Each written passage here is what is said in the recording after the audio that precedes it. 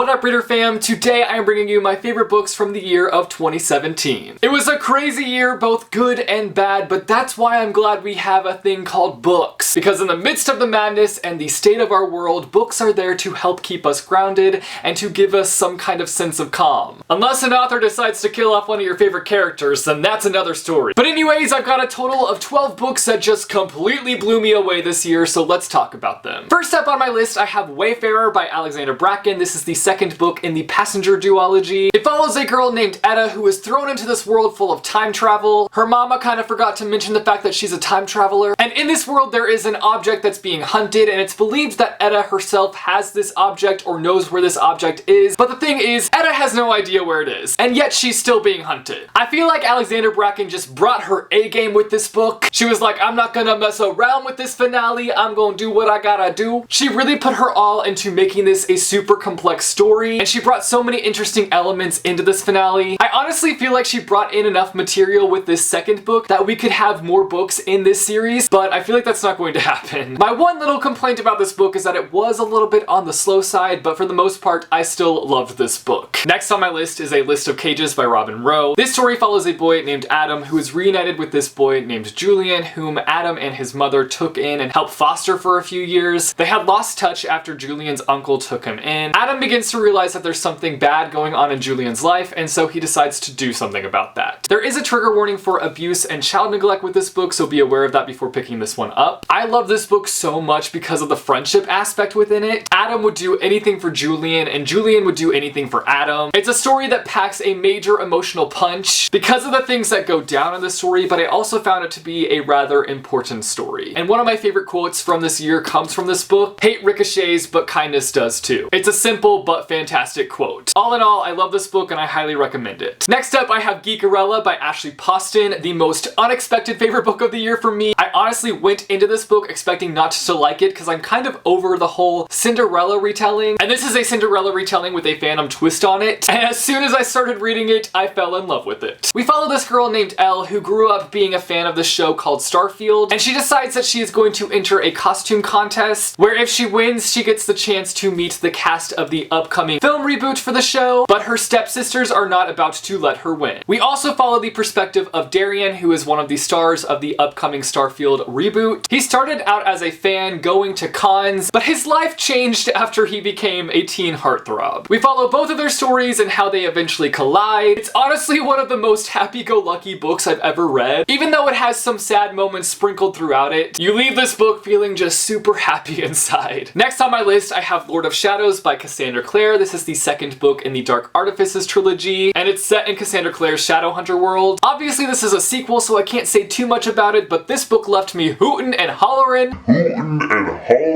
I've grown to love this cast of characters and this world. Yes, I've still yet to get tired of the Shadowhunter world. After all the books I've read in this world, I still love it, and I honestly feel like the world was expanded so much more in this book. Like, this world is already pretty huge, but I feel like we explored things that we hadn't before in this book, and it just made the world feel even more massive. Also, Cassandra Clare took a freaking knife to our hearts with this one, and that's all I'm gonna say about that. Next on my list, I have another unexpected favorite, and that is The House on Mango Street. It's the story of Esperanza and her life growing up in Chicago, and it's told in a collection of vignettes. This is one that I just randomly picked up because I saw it in a bookstore and I was curious, and I was like, it's pretty short, I could probably get through it pretty easily, and then what do you know, it ended up becoming one of my favorites. I just love the way that this story is told, not only in the poetic style that it offers up, but in the way that it delves deep into our main character and the things that she's faced in such an honest and raw way. When you read this story, it feels like a real story, and I don't know much about what's behind this book, like if this is based off real experiences, but I think that honest and real feeling about this book is what makes it so great. Even if you can't relate to the topics explored through this book, it opens up your mind to them and gets you thinking. Next up on my list, I have Miles Morales, a Spider-Man novel by Jason Reynolds. I don't know if this is a book that will be for everyone, but I personally just love Spider-Man, so it was a win for me. It was really nice because I'm used to the Peter Parker version of Spider-Man, and in this book we get the Miles Morales perspective, and I really enjoyed this perspective. I really like seeing his backstory and then seeing where our story was taking our main character. We see him not only dealing with issues within of being Spider-Man, but we see him dealing with issues in real life, specifically racism. I will say that there isn't much of Miles just being Spider-Man, but maybe that's because there's more to Miles than just him being Spider-Man. Next up on my list, I have Crooked Kingdom by Leigh Bardugo. This book freaking slayed my soul. This is the second and final book in the Six of Crows duology, and boy oh boy was it a finale! Leigh Bardugo is a freaking queen, I tell ya. This book just proved that she has really honed her writing abilities. She knows what she's doing, and she's not here to play around. She just completely wove this story together in such an impeccable way. The plot, the characters, the world, everything just came together in such a beautiful formation. My one little complaint is that I found it to be on the slower side of things, but other than that, it's a freaking masterpiece. Next up on my list, I have The Little Prince. This story follows a little prince who is traveling from planet to planet, and we follow his journey traveling around. It's the story of growing up and how we allow certain things to change as we grow up. Our relationships shift, the things we allow ourselves to enjoy changes, we lose our innocence, and we lose that naive vision of everything in the world being perfect. It amazed me how much was covered in this book in such a short amount of time. This is a very short book, but it covers so many things, and I honestly feel like I could read this book again and still get more out of it than I already did. Next up, I have This Adventure Ends by Emma Mills. This story follows a girl named Sloane who is adjusting to life in Florida after moving from New York. Sloane becomes super close to these twins, and she makes it her mission to track down this beloved painting that has gone missing from them. It's a story of adventure, friendship, and family, all elements that I love in a book. I love the main character's voice throughout this book. She's got a lot of spunk, so it was fun to read from her perspective. And the fact that this book has a focus on friendship and family is what made this book a win for me. Next on my list is Little Monsters by Kara Thomas. I'm sure you guys were expecting this book to pop up because I can't stop talking about it on my channel because I loved it that much. This is a mystery thriller story about this girl named Casey who makes these new friends after moving in with her dad and his new family. She starts to get really close to these two girls, but one night they say they're going to pick her up for this party, and then they end up not picking her up at all, and they end up not showing up. So Casey is a little bit confused and she feels like she did something wrong. The next day she wakes up with the news that one of the girls has gone missing. So she makes it her mission to figure out what happened to her. This book was unexpectedly amazing, and I'm not sure if it's just because I went into this book with super low expectations, because I've read several YA thrillers now and I was let down by them time and time again, but this one did not disappoint at all. In fact, it had me shook. So if you're looking for an excellent YA mystery thriller, check Little Monsters out. Next up, I have Everyone's an Alien When You're an Alien Too, which it's probably actually Everyone's an Alien When You're an Alien Too, but I prefer to just say alien because it's complicated to say alien. This story is about an alien who feels he's never really belonged with all the other aliens. He's sent to Earth to learn more about it, and in doing so, he finds himself to feel more accepted on Earth. This is one of those books that I went into being like, okay, it's going to be hilarious. I'm excited to read a book where it's like super humorous, and while it was funny, as I began to read it, I was wowed by how much more it is than just a funny book. It's about an alien uncovering and discovering all the layers of a human, and it offers up interesting commentary on who we are as people and the struggles that we face in our day-to-day lives, and it was just a beautiful story, and it just makes me happy thinking about it. It's also full of fun and quirky illustrations. And the last book on my list is A Short History of the Girl Next Door. This story follows the friendship between Matt and Tabby. Matt's family actually helped raise Tabby. The two grew up together, and Matt's family actually helped raise Tabby. Matt ends up developing feelings that go deeper than a friendship, but before Matt is able to share his feelings with Tabby, she ends up in a relationship with one of the star basketball players, and then a tragic event happens in Matt's life, and this just changes everything. I know that whole changes everything is a cliche thing to say when it comes to a book,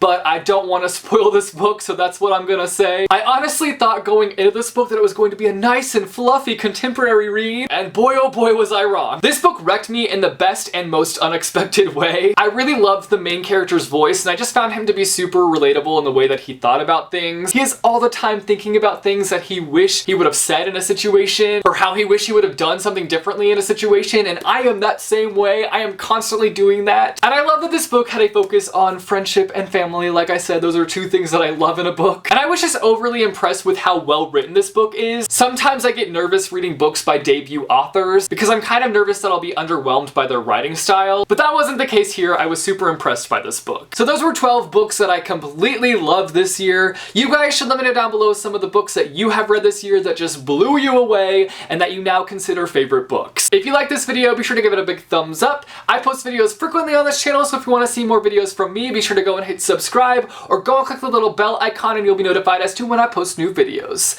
As always, thanks for watching guys, and I will see you soon with a new video. Bye-choo!